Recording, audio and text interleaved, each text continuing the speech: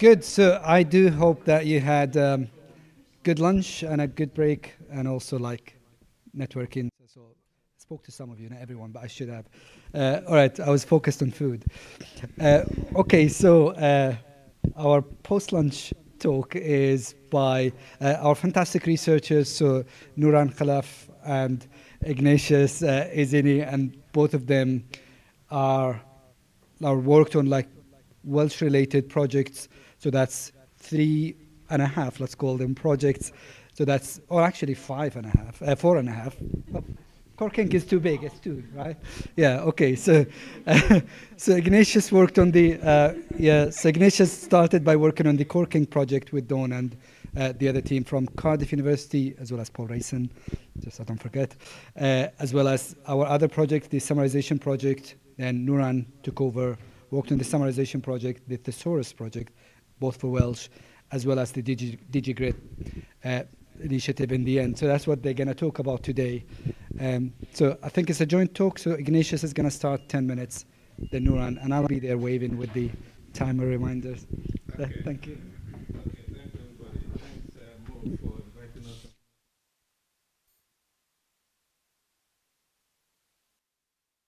Hear me? They can now. They can now. Okay, good. All right. So we will be talking about Welsh natural language processing. Unfortunately for us, Don had done a lot of groundbreaking work on that in more or less trying to introduce the projects that we're working on. We have 20 minutes, so I got only 10. So I'll try to go through whatever I will tell you in 10 minutes, hopefully. All right. So, okay, how does this move? Okay, good. It's not working for me today. Okay. Okay. You have to pause my time. Okay. No, do you have to always do that? Okay. So this is a double act, and I'll be talking a little bit about the semantic well, parts of speech tagging as well. We didn't do the parts of speech, but we need that for the semantic tagging. So I'll be mentioning that, and then we'll be discussing the Welsh summarizer. All this will be very high level overview, really, that can fit into 10 minutes. All right. So this is the same thing I just said. This is my part. Nouran will talk about the rest of the things, where the tools, the stuff we produce from this will fit into more public-facing tools. Okay. Funded by these people, as Don mentioned earlier. Okay. So the first thing is what semantic tagging is. This is a project that Paul started, I don't know how many years ago here, which is, yeah, a long time ago here for English. And the key thing is to assign semantic tags to tokens. And based on these taxonomy here, USAS taxonomy, which translates to UCRA Semantic Analysis System Framework. So these are very high level tags of that. But if you go down, so there are 21 of them high level. If you go down a little bit, you see more fine-grained versions, which are up to 200 and something. So something like that. Okay, so the links to these are here. I'm sure Mo will also put those links to some of those resources, so don't waste time talking about them.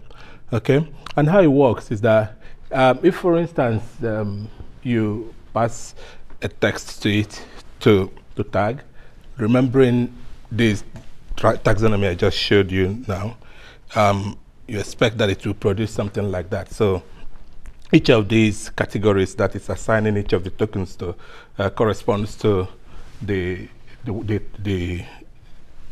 categories in the taxonomy I showed you earlier. All right. So and if you look like it might not be very. Most of the time we try to produce them in columnar form, where we also show the post tags and other kinds of annotation. But if you look at that, you see different tokens aligning with different categories, even in this text. And if we take out some of the common ones, you can have an idea. It's not clear because this is just a very small piece of text. But if you have a larger piece of text, you begin to have an idea of the context of that document and the semantics all around that. And that is the kind of thing. So it helps you to do further analysis beyond just counting words or looking at the word classes. All right. So what did we do with Welsh? I joined the project sometime in 2018. They've gone quite far with that. So what I did was to key into what a colleague of ours and the other members here in the papers I showed here did, which is to develop what's called the Kai, I hope I'm pronouncing it well, Kai Sem Tagger, so which is the Welsh semantic tagger, okay? And the architecture of the semantic tagger is, it basically draws from the original English users framework. But again, you see that the framework is already translated to the Welsh form. The link that Don showed you earlier will show you where you can find those the new Welsh semantic tags or translation of that. But beyond the users tags, we also need to have the Welsh semantic lexicon added to that, because the English one is working with English semantic lexicon.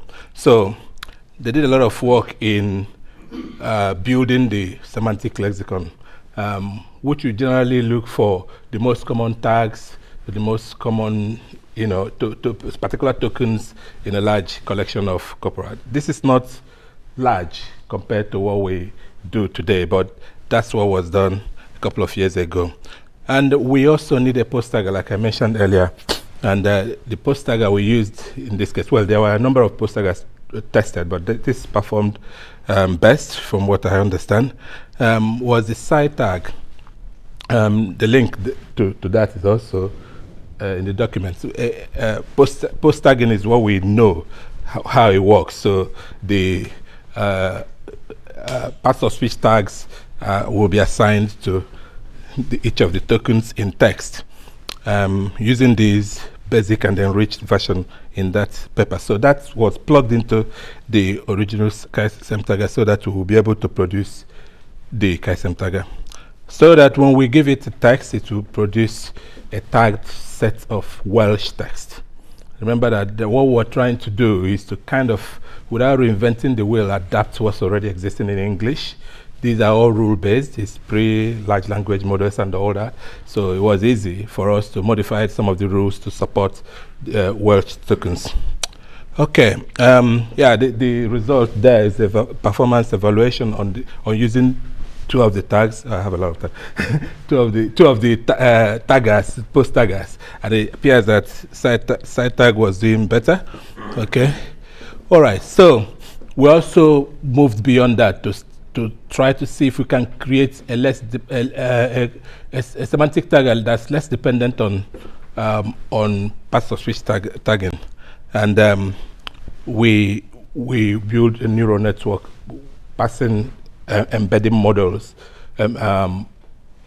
embeddings of the tokens, Welsh tokens, into that to see if we can produce that kind of classifications for us. All right. Okay, well, I don't want to waste time on that, but you kind of get the gist. It no longer depends on that. So the idea is that we'll probably have those two taggers together. Don showed the repository in the last presentation where we have so you could switch between both of them, not one depending on the other, to see what you want to be tagged. Okay, the last project I was involved in was the Welsh, well, not the last, but the one I led. Nouran will talk about the free text, which I was also involved in, was the Welsh government-funded project on Welsh text summarization. Basically, we all know what summarization is. You give it some text, and it tries to give you a summarized version of it.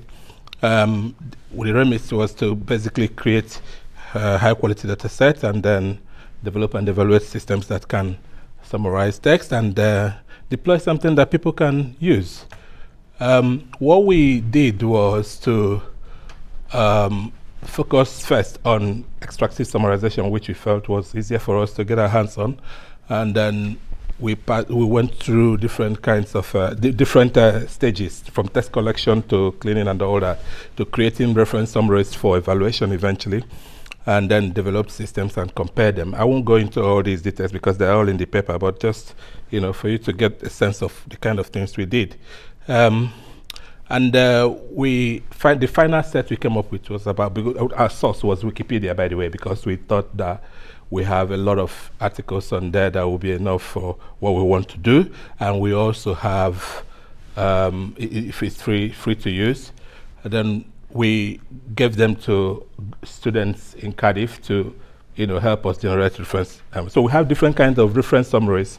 We also took Wikipedia summary as part of the reference summaries that we used, and combine that in the paper that is also here, and build the text summary. How many more? I have a few more seconds. Anyway, yeah, that gave rise to that tool, which is also public facing.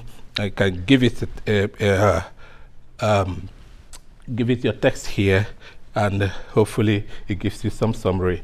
And not only does it do that, it's bilingual as well, so it's working for both English and Welsh. And you can also decide whether you want to go the extractive summarization way or to do some sort of abstractive summarization, even though that wasn't part of the remit. We played with that before I left the project. Got something that's working attached to that, but I think the extractive summarizer seems to be working better. The link is here. You can try it out and let us know what you think. And just on the abstract summarizer, we kind of filtered out the Welsh content from the T5 model from Google, and then use that to. Oh, it's not working. It is. It's okay. It's working. Yeah. Yeah, it's working. Yeah. Yeah. Yeah. Okay. It allows you to use different input modes, so you can actually copy and paste something, or upload it, or drag and drop it, or use an example one. And you can decide how large or small you want your summary to be. And well, one of the references we did, because somehow, I think from one of the papers, we found out that the first sentence in any article actually captures a lot of the information you need for that article. We use that too as a reference, and then we combined all these things. Okay, so yeah, that's my part, the semantic tagger and the Welsh summarizer. I'll hand over to Nouran now to tell you how they all came together in the tools that we are using for them. Thank you. Thank you. Hi, it's me, Nouran. I'm a research assistant in Lancaster University, and with your group, this is basically, I have handover actually in this part. So Ignatius started working in free text Welsh, and he hands over me from that, and I complete this project, the free text and the thesaurus. So what we are going to speak first about the free text project. So for speaking to, I think you have seen this before. So this is a website you can access, but before that I would also give credit to the whole team for this project, even from Cardiff, Steve. Yeah. So because I believe you know all us here, because all of us here, but except Steve, so just mention to Steve. And then, so why is free text? This is a QR code if you would like to access the actual application. So what free text offers, basically the whole tools and the whole analysis and the whole Corken corpus and the text summarizer and everything come all together in one tool that you could use, not even if you are a linguist, but even if you are a normal user, you could use this tool in one go. So this allows you to analyze the text with free text data, whatever text you have. And it is bilingual, it is for English and Welsh, and you can upload whatever data you have. You can see the pattern and every word behavior in the text and the context around it. And of course, using the summarizer in this. And also it offers a various visual sets for the graphs and everything around the word. Okay, so this is the heading of the part of the analysis of the website. And the first thing we can speak about is the meaning analysis, which is the sentiment analysis. But it's here, as you can see, it's still meaning analysis because we targeting the normal user rather than having the concept of what sentiment analysis means. So what we get here, we get the, of course you know this, the emotion detection, because the emotion detection and the tone recognition of the reviews or the sentence that you have. And also it does the opinion extraction. For the sentiment analysis or for the meaning analysis tool that we have in this free text app, we have it based on, of course, we have the reviews and we have it based on the Google paired sentiment analyzer. So just to give you an image of what is happening for the sentence clustering, if you could see it there for paired, it's just doing something like sentiment clustering. So for example, you would see the positive ones are the blue and the negative one and the red. So this is how it goes. Okay. So it gives us 3 levels, so positive, neutral, and negative. And also you can have it as 5 classes. So it was also very positive and very negative. We have the Welsh sentiment accuracy for 73 and the English sentiment accuracy for 95. For the Welsh, we had our own data that we tested on. So these are different kind of visual that could be produced from the website. It also, you have the Enneagram analysis, which is based on Euclid and Spacey, and you can, of course, know the structure of the word and the word usage. The word frequency, which is based on BNC on the for the English and the concave corpus for the Welsh. And we offer 3 different frequency. We offer the normal frequency and the keenness, which is related to the normal usage of the language in the BNC and Corking, and also the log. This is 2 different shapes. Of one of them we use the word frequency and the other of the keenness. So these are also. So I would like to go through all of them, but I will just give you the QR code, as you can see, and you can go and analyze. So you could use it on word level, POS tag level, and semantics. So because we don't have time, so I will just skip all of that to go to the thesaurus to get the thesaurus. So before we getting to the thesaurus, so this is one type of using the POS and the clustering rather than having the word itself. For example, here, this is the verb, this is the POS that, and we are interested in, and we would like to know what are the other words that concatenated with this verb. And also we have it on the semantic. So what are, for example, the most frequent semantic category that is appeared in the text? And of course, with different things. So the other project is the thesaurus. So this is the group of thesaurus. I think, Jonathan, John, and Ellen is not with us, and they are from Cardiff, and they work from the actual gold standard part for the thesaurus. So I think this is also covered by Don, that why we did the thesaurus, and it's an open access for Welsh.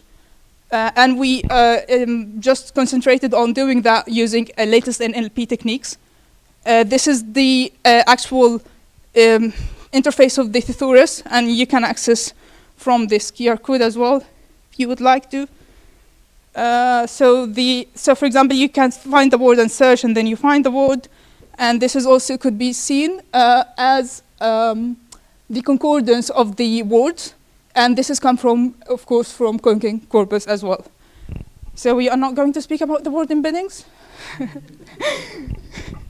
So for thesaurus, I will go through it quickly. Okay, so for stage 1, we started with 250 Welsh words, and we got them, of course, from the frequency Welsh word, and then we got the word embeddings. We generated the word embeddings for these words, and then we found out that this word embedding, we can't rely mainly on them because there are some of errors coming, let us say it like that.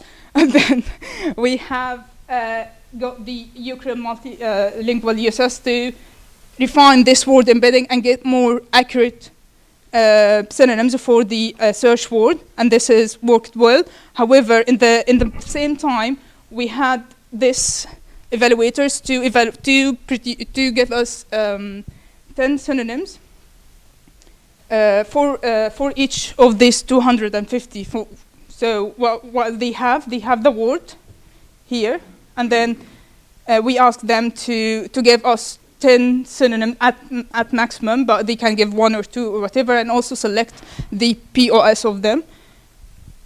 We try to order these synonyms according to 7 different evaluators, using frequency of the corking, and also using the root mean square for not the mean, for the synonyms, which make us capture if the user or if the evaluator give one word, he was only that one who gave this synonym. However, this synonym, he put it at the first column, which is mean it is important. So we need to capture that, so that we used the root mean square. And then we did evaluation towards the dictionaries and the WordNet. And then we did testing, and after testing, we have seen that the word embeddings is not the best to use, but we need to filter and fix what is giving us from this word embedding. So we get the 10 most common noun and verb from corking, and then we generated a list using the tool that we have now, the actual thesaurus, and then according to these words, we give another 7 students to refine the output. And here we got our gold standard. So the workflow, if you put the word will get analyzed, and then extracting the lemma, and then get searching through the 2 gold standard that we have, and then get the actual match. And when we get the match, we get also dive into the embedding and the 2 different embedding, because we use 2 different embeddings. And then we refine that using again and again the lemmatization to just remove the words that is not related, or remove the same word, for example, that happen sometimes. Yeah. And this is thank you, but you can, yeah, Gareth, can you say it? Yeah. No, Gareth, of course. Thank you, Gareth. Yeah, and this is special thanks to. Thank you, Nouran. Can we leave now? Okay. Any questions? Just a clarification, really. Just why do we need text summarization? Why is the thesaurus important? I guess we're looking to the future where everyone can understand what everyone else is saying in whichever language. And I think that condensing verbose speech, such as I'm giving now, down to a simple way so it can be translated and understood, is going to be a very important part of the pipeline. Yeah. Can't agree more. Yeah. One more question? Or more comments? Or comments? All right, so I've added the resources that were mentioned in the spreadsheet, so you can find the links and also the demo for the summarization tool, and also the thesaurus, I think. All right, thank you very much. Well done. Thank you.